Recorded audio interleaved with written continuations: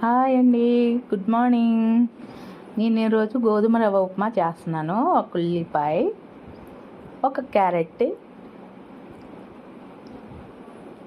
4 పచ్చిమిరపకాయలు, వీటిని కట్ చేసుకొని మళ్ళీ మీకు చూపిస్తాను. చూడండి, కట్ చేశాను. ఉల్లిగడ్డ, క్యారెట్, పచ్చిమిరపకాయలు ఇవి కట్ చేసి చక్కగా పక్కన పెట్టేసుకున్నాను.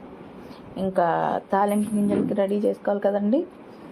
అందులో తాలింపు గింజలు, ఎండుమిర్చి, కరివేపాకు, శనగగుండ్లే ఎందుకు తీసుకున్నాను ఎక్కువగా అంటే, మా వారికి ఒక స్పూన్లో 4-5 శనగగుండ్లు తగలటం ఇష్టం.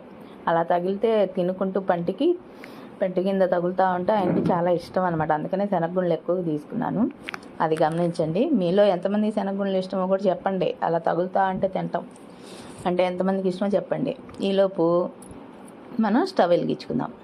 స్టవ్ వెలిగించేసి దానిపైన ఒక గిన్నె పెట్టేసుకొని దాంట్లో ఆయిల్ పోసుకుందాం. ఆయిల్ హీట్ ఎక్కిన తర్వాత తాలిమింజలు, శనగగుండ్లు, ఎండుమిర్చి, కరివేపాకు అన్నీ వేసి కాసేపు కలిపి పక్కన పెట్టేసుకుందాం. అది బాగా అవి కలర్ మారాలి కదా. చూడండి, చాలా చక్కగా ఏగుతున్నాయి నూనెలో. అవి కలర్ మారిన తర్వాత క్యారెట్ మనం ఇందాక కట్ చేసాం కదండి, క్యారెట్, ఉల్లిగడ్డ, పచ్చిమిరపకాయలు అవి కూడా వేసుకొని కాసేపు మగ్గనివ్వాలి. అవి బాగా తొందరగా మగ్గాలి అంటే మనం ఉప్మాకి తగ్గట్టుగా, రుచికి తగ్గట్టుగా కొంచెం సాల్ట్ వేసుకుందాం. సాల్ట్ వేసుకుంటే తొందరగా మగ్గిద్ది అనమాట. అందుకని మనం ఉప్మాకి రుచికి తగ్గట్టు ఉప్పు వేసుకుందాం. కాసేపు అవి మగ్గిన తర్వాత అవి అట్లా మగ్గుతూ ఉంటే ఈలోపు ఉప్మా రవ్వని క్రియేట్ చేద్దాం. నేను 1 గ్లాసు రవ్వ తీసుకున్నానండి. చూడండి, 1 గ్లాసు గోధుమ రవ్వ తీసుకున్నాను. ఆ గ్లాసుతోటి మళ్ళీ 2 గ్లాసులు వాటర్ పోస్తాను. ఇలా ప్రాసెస్ చేస్తేనే ఉప్మా చక్కగా పొడిలాడుతూ వస్తుంది. నేను ఈ గ్లాస్తో 2 గ్లాసుల వాటర్ తీసుకుంటాను.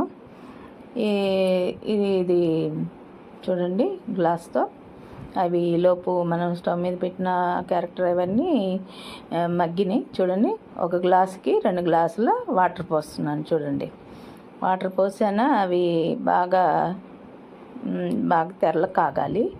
కాగిన తర్వాతనే మనం గోధుమ రవ్వ వేసుకోవాలన్నమాట. చూడండి, కలిపేసి పక్కన పెట్టేసుకుందాం. బాగా ఒక 5 నిమిషాలు మూత పెడితే బాగా తెరలు కాగుతున్నాయి. చూడండి, బాగా అయినాయి కదా. ఇందులో ఇప్పుడు ఉప్మా రవ్వ వేసుకోవాలన్నమాట. ఉప్మా రవ్వ వేసుకొని కలుపుకుంటే ఆ ఉప్మా రవ్వ అంతా చక్కగా దగ్గరికి అవ్వాలి. చూడండి ఎలా వస్తుందో. దీన్ని మళ్ళీ ఒక 2 నిమిషాలు మూత పెట్టి పక్కన మళ్ళీ బాగా ఉడకనివ్వాలి. ఉడికిన తర్వాత చూడండి, దగ్గరికి వచ్చి ఎట్లా ఉందో అలా రెడీ అయిపోయింది. అలా రెడీ అయిపోయిన తర్వాత మళ్ళీ ఒక 2 నిమిషాలు ఆగి మూత తీసి అదంతా నూనె అలా పైకొచ్చి ఇప్పుడు ఉప్మా రెడీ అయిపోయింది. దాన్ని మీద మూత పెట్టి స్టవ్ ఆఫ్ చేసుకొని పక్కన పెట్టుకోవాలి.